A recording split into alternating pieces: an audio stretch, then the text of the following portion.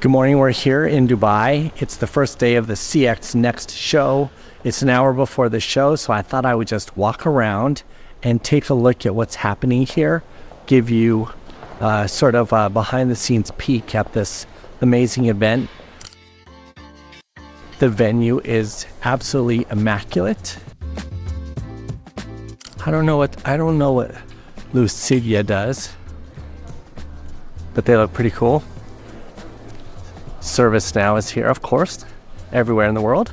I'm very excited to see Adobe here.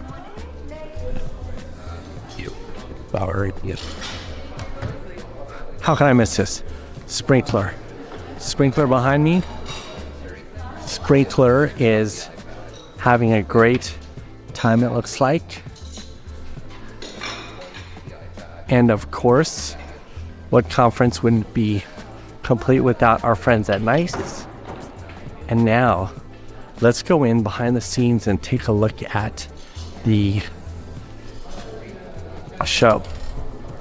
I'm going to be doing a workshop here later. It's going to be interesting doing a workshop with hundreds of people all at once. I think the biggest work, we did a 100-person workshop in Africa, but that was a packed room. The journey to get here has been wonderful. Sneha has been an amazing producer. The team at Martech 5 is just amazing to work with. This show should be spectacular. I'll be doing the opening keynote. I hope that goes pretty well. I'm going to debut the Empathy Echoes film project here. So wish me luck. I'm trying to think about another book idea. But I'm not thinking I'm going to write a book, I'm going to write a pamphlet. You know why I'm going to write a pamphlet? I'm going to write a pamphlet because pamphlets, I think, deserve a bit of a comeback. They've always been a bit of a political tool for protest, where you can write something that you can then distribute kind of easily, and it's about sort of creating a difference or starting a conversation. So I thought, rather than writing a book, let's write a pamphlet. And it's sort of trying to continue that theme around the whole punk CX thing, about trying to do something sort of different, because like books, schmooks, like who needs another book? We should be paying attention to driving better outcomes for our customers, better outcomes for our employees, better outcomes for our businesses. That's the trifecta people that we need to be kind of driving towards. Customers, people, business. We need to be pushing. We haven't been doing well enough. We need to kind of like be 100% focused on that. But we can't expect to achieve that if we keep doing the same thing. So we have to think different, do different, be different, question everything, in the words of Henry Rollins. If you don't know who he is, look him up. Because that's our homework. Do better.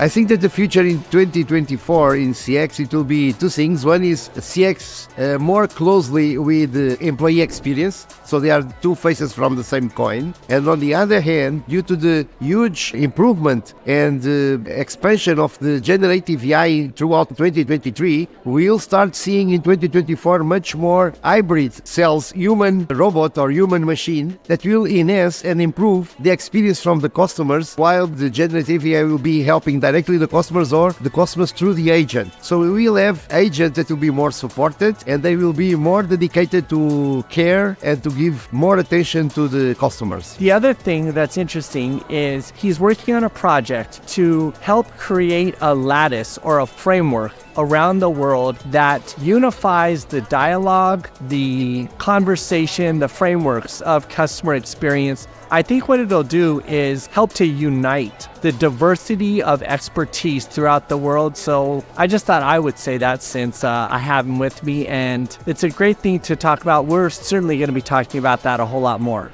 Just a few minutes before the show starts, we have 20 minutes before the opening keynote. That's me. I don't know do I look nervous? Because I'm getting there. A few minutes ago, I wasn't very nervous at all. But now all of a sudden, I'm getting a little bit butterflies. It was nice to run into Amit from NICE. It was really nice to talk to Adrian Swinsko, the punk CX leader from around the world. I like his unconventional approach. You know, if you're not thinking about breaking the rules, you know, maybe how can I say this? Breaking the rules, the idea of punk CX being counterculture, is what a great source of inspiration for innovation. So I think that's cool. I'm gonna walk in now, put the camera down, and maybe start freaking out about my keynote presentation debuting Empathy Echoes here in Dubai. Obviously, it's so near and dear to my heart. It's like one of the few shows that I might, like, I hope I don't start crying on stage or something. No, seriously though, it's gets me a little choked up. So I will be getting up there on that stage in just a minute. Wish me luck.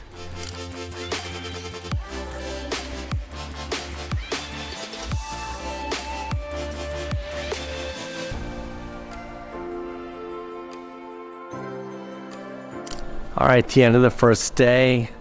Pretty successful, pretty amazing. I gotta run in here and get my backpack. All right, here we go on. This is fun. Great first day. See you guys later. Congratulations on the wonderful first day.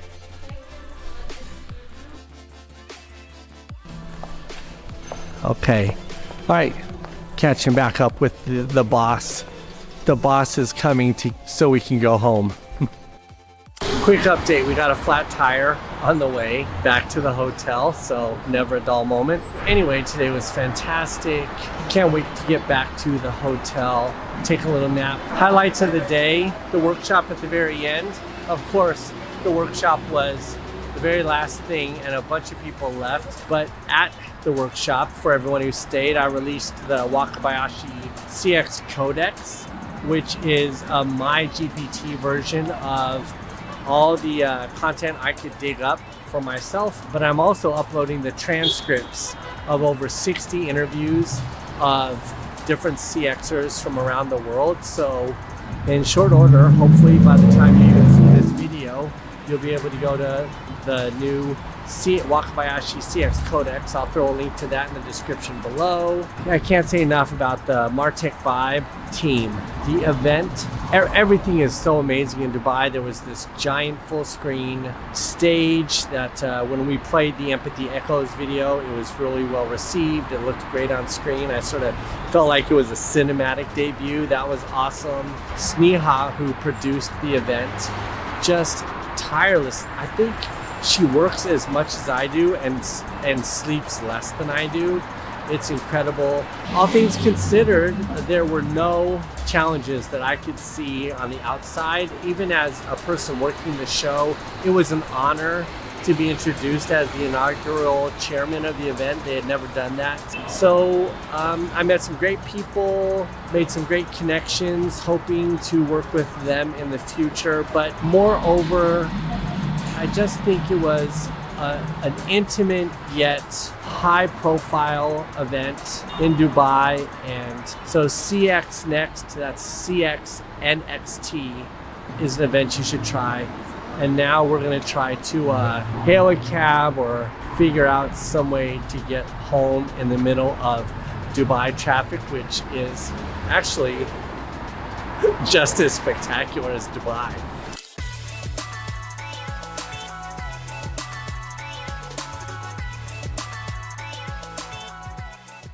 Quick update for everyone. It's been a crazy 20 plus days in Dubai. Right now is the very last event. I'm headed to a yacht party with Unifor. There are going to be several other leading CXers from around the world, this part of the world specifically, but around the entire world. So I thought I would just give you that update, let you know we're on our way to the Dubai Marina. There I will grab some interviews. Just quick updates, really just hot takes on 2024 to put into the CX update. And I don't even know if I'm going to use this content, but I'm doing it just in case we make this a vlog or whatevs. See you in a bit. Not entirely surprising, I'm a bit lost. I don't know where we're going.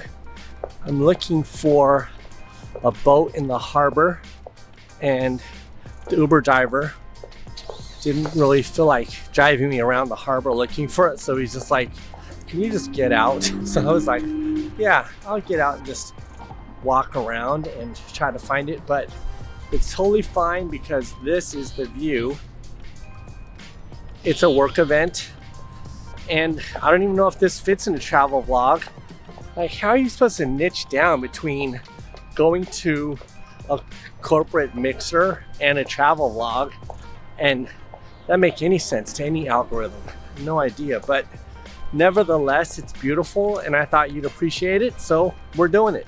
So, just as you would have imagined, we walked all the way down the harbor in the wrong direction. Security guy just said it's way on the other side, but it's a nice view, and we may as well have fun walking down the dock. The only problem is it's kind of hot. I'm wearing a jacket. I don't know, I mean, it's like a business function, so it's a business function, so I think you're supposed to wear a jacket. Oh yeah, so let's talk about Uniphore. Uniphore is this company that since about 2017, they came onto the market with this AI, conversational AI, customer care, customer service platform. They've grown to over 800 employees. They've got some blue chip clients. Essentially, what they do is call deflection, listen to the conversations of customers. I would say, you know, all the prerequisite important things that you need for a call center platform to be successful. But the one thing, my arm's already getting tired. I had one meal in the last 24 hours. I'm like, gotta get on these calories, bro. So the one thing I think is that, here's what I think is cool about Uniphore. In their system, it keeps track of promises that are made to customers. So that alone seems like a real solution. Keep track of the promises made to customers, see how many promises were kept, see what the level of service really is on promises. You know, it's one thing to solve problems or be empathetic and fun and nice to deal with on the phone, but being able to just keep track of commitments, because some of them can be kind of quirky in customer experience, customer service. So that's what I think is cool. I'm getting tired. Hopefully I'm at the end of the dock. I see people gathering, so we'll see what's happening up there. This CX update brought to you at sunset from the Dubai Marina. So that's pretty dang cool. Here we go. Oh, they're already waving. Hello.